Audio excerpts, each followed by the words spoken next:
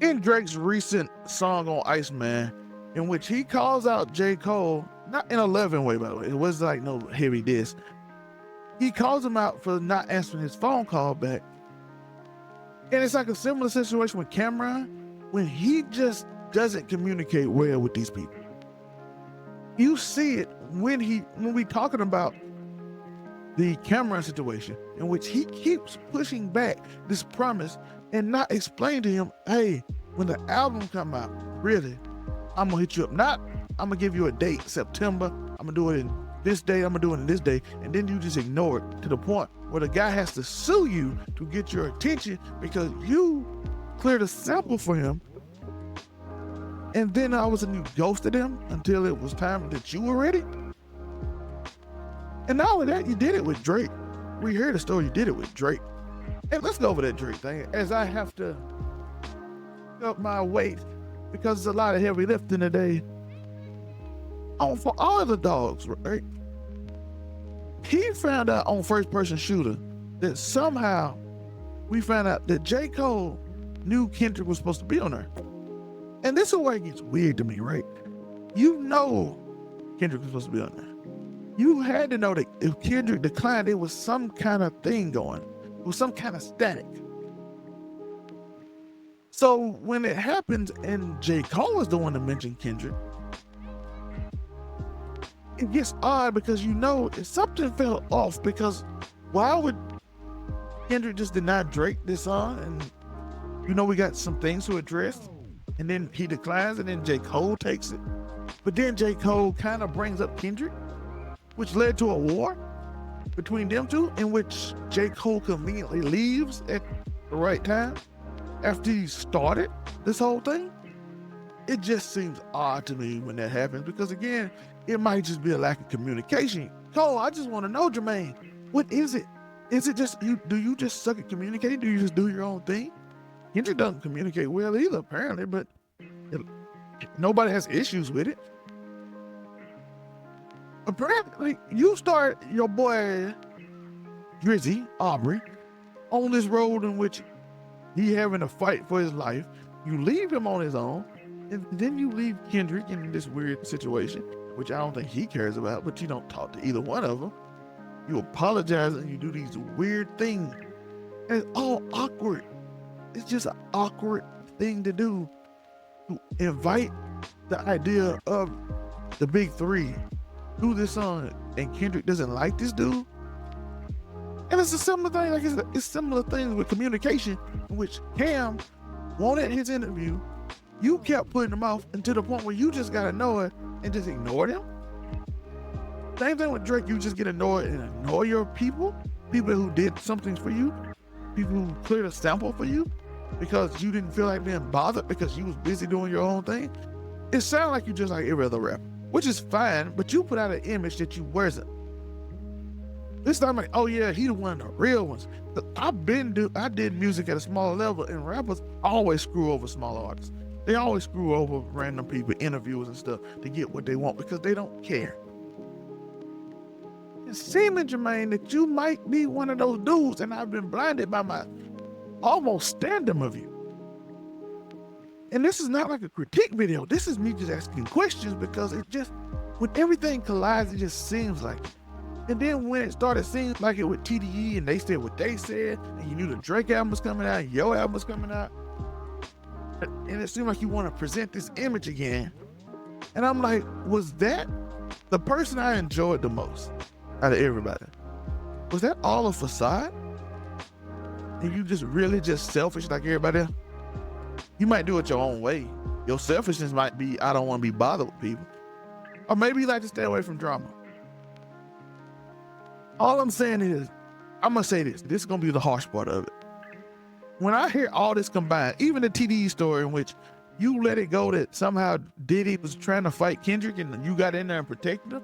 You didn't say this, but you just let it fly, which was, I think, TDE Punch's problem with it.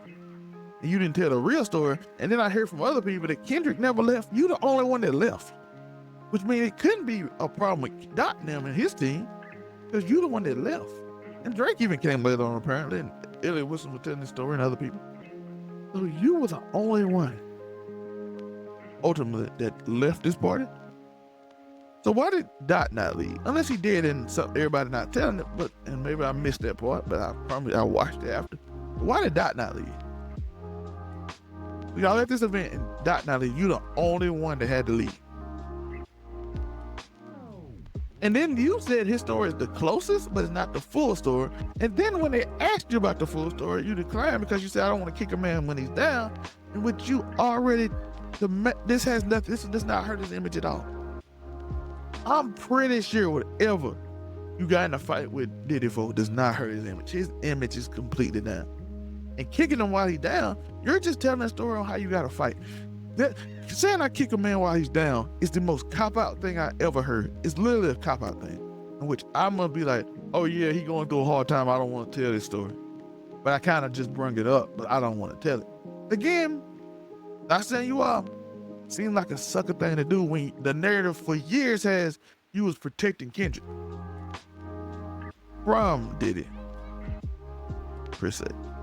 And maybe in a way you did. Maybe he said something about that and you didn't like it, and you got in a fight. But the way the story was framed was he was getting in Kendrick's face about to beat up Kendrick in some weird way, and then you just jumped in. That's the way the story was framed. And you, again, with your lack of communication, just let it slide. And then when Punch calls it out, I don't like it.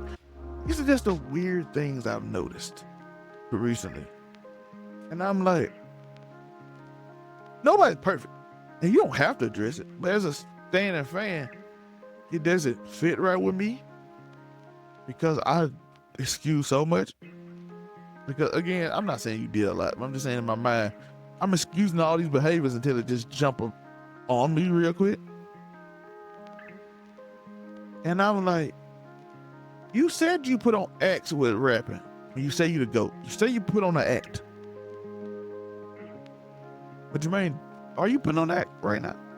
It's the whole humble guy, just like to play basketball, hoop, a book sack on. I'm just like every other guy. I talked to the guy at the gas station. He told me he loved me, and I did this for him. Is that the real? Or is you just a dude who might just want to be low-key? Maybe you just want to be a low-key dude and don't want all that. Maybe you're working on yourself for real. But from my experience with rappers, I'm leaning to that's not real, bro. And I want it to be real because I'm like, yo, we got a real one in there. But all these other real ones ain't real. It's just like a facade. It's a performance, and I get it. And I'm okay with it, by the way. It's just you present like you gave us this hope of a real one in there. And then I hear all this back to back. When your boy in trouble and he call you, you don't call back. When somebody clear a sample and you promised them something, you kept backing up the date, and then you stopped hitting them back to the point they had to see it. Your other friend got in a situation in which they make you seem like a hero, and it might not be right. So it's like be quiet when it make you look good, but speak out when it doesn't make you look good, which puts you in the category of everybody else. Which, okay, that's fine. It's fine if you just like everybody else. You're human, right? But I'm probably more hurt that if it's not real, I fell for it. And if it is real, why did you make so many mistakes in this? Like, what was you going through? Was you just at a moment of bad friend, which is plausible? It's real. At this specific moment, what was going on for real? I want to know, like, what's going through your mind when Drake calls you and you don't call back? When Cam calls you, do you just get annoyed and just like, I ain't answering him no more? I get to it when I get to it. But that puts you in the, like, if that's your thought process, that puts you like everybody else. It doesn't put you in this, like, I'm this humble dude who like love my people and all that. You put so much love on the big three, but you don't talk to them. But you present it to us like y'all all boys and friends. And then when I say when one calls you, you don't pick up. Were you scared of like his response? Maybe you thought he was mad at you. You wanted to clear his head. Listen, there's reasons for it. And you don't have to, and like I said with Maul, you don't have to answer. You're a grown man, you don't have to answer nothing. But as a fan, almost stand, my image of you hurt a little bit. Because it's kind of leaning to maybe. I'm still fighting, as you can tell. I'm still fighting that, yo, he's still a real one. He just going through something. He was this and that. But it's starting to look like you just like everybody else. Just another rap nigga who puts on an image and gets his bread. Fair. It's fair. But no role models, right? False prophets. Like and subscribe with that notification bell. Let me know your thoughts. Peace.